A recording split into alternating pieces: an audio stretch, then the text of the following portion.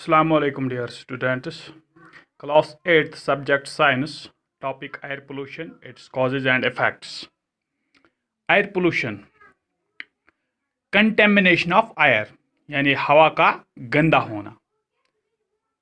अच्छी तरह से इसको हम कैसे समझेंगे, मीनिंग क्या है इसकी?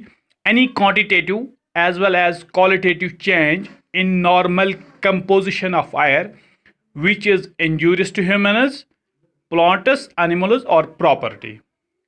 कोई भी ऐसी क्वांटिटेटिव चेंज, यानी कल हमने कंपोजिशन ऑफ एयर पढ़ा जिसमें 78% nitrogen, 21% oxygen and 1% other gases, उसमें अगर कोई तब्दीली आए, यानी कभी कार्बन डाइऑक्साइड की लेवल बढ़ जाती है, उसी को बोलते हैं क्वांटिटेटिव चेंज।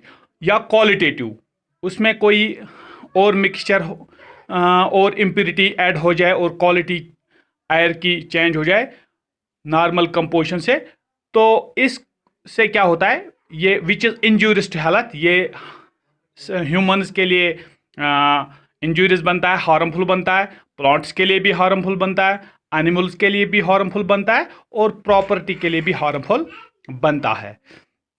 तो ये इसी को हम एयर पोल्यूशन कहते हैं, ये जो तब्दीलियाँ इसमें आती हैं। अब काजेज क्या हैं, ये कैसे होता है एयर पोल्यूशन, किस तरह से होता है? Number 1, suspended particulate matter.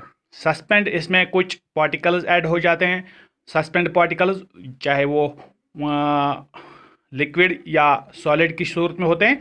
जैसे नेचुरल सोर्स है तो वोल्केनो इरप्शन हो जाता है। फॉर एग्जांपल वोल्केनो इरप्शन एक नेचुरल सोर्स है जिससे लावा निकलता है, वो लिक्विड की सूरत में, या एशेस निकलते हैं सॉलिड की सूरत में, वो ऐड हो जाते हैं एयर में। इसके बाद है मैन मेड सोर्स। इंडस्ट्रीज़ हमारी हैं, हम इंसानों की ये जो इंडस्ट्रीज़ में काम करते रहते हैं, फिर इंडस्ट्रीज़ बनाते रहते हैं और उससे जो गंद निकलती है एज सॉलिड या लिक्विड, वो एयर में ऐड हो जाती हैं और उसको पोल्यूट करती हैं।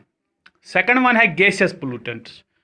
गैसेस पोल्यूटेंट्स में भी नेचुरल सोर्स है, जैसे फॉरेस्ट फायर्स होते हैं, फॉरेस्ट जल जाते हैं और गैस का धुआं चला जाता है, इसमें एयर में ऐड होता है। और मैन मेड सोर्स में आता है बर्निंग ऑफ वुड, जो हम लकड़ी वगैरह जलाते हैं, उससे एयर पोल्यूशन हो जाती है। तो ये तो थे दो कैटेगरीज हमने लिए, suspend particulate matter and gases pollution. तो इफेक्ट्स क्या है एयर पोल्यूशन के? Harmful for aquatic life. Aquatic life के लिए भी हार्मफुल होता है, वो मैं आगे एक्वेटिक लाइफ के लिए कैसे हार्मफुल होता है देखिए। जब ग्रीन हाउस गैसेस ऐड हो जाते हैं इसमें एयर में, जैसे कार्बन डाइऑक्साइड, मीथेन वगैरह, तो ये जब बारिश पड़ती है फिर बारिश के साथ नीचे आ जाते हैं, ओशंस तक पहुंचते हैं और ओशन में एसिडिफिकेशन होती है वाटर की और उससे एक्वेटिक लाइफ मुतासिर होती है। इफेक्ट्स ऑन मटेरियल, जैसे ऊपर में हमने कहा कि प्रॉपर्टी को नुकसान पहुंचता है। जैसे ये अगर बारिश में गंदगी मौजूद है, बारिश पड़ती है, वो गंदगी नीचे किसी प्रॉपर्टी पर पड़ती है और उससे वो प्रॉपर्टी ख़राब हो जाती है। जैसे इसकी एग्जांपल है ताजमहल एयर पोल्यूशन की वजह से उसको बहुत नुकसान पहुंचा है।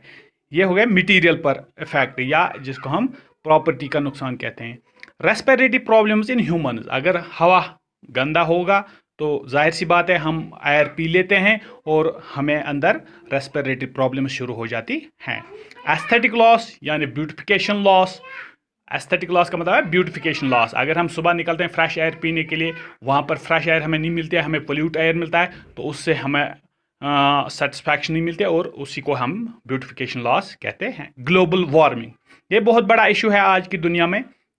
जैसे ग्रीन हाउस गैसेस बढ़ जाते हैं और वो फिर अल्ट्रावायलेट रेज जो ज़मीन से वापस रिफ्लेक्ट होते हैं, वो ऊपर नहीं जा पाते हैं, यानी इस एयर लेयर के ग्रीन हाउस गैसेस उसको ऊपर नहीं छोड़ती है, जिसकी वजह से ज़मीन की जो लेयर है, सतह है, वो गर्म हो जाती है।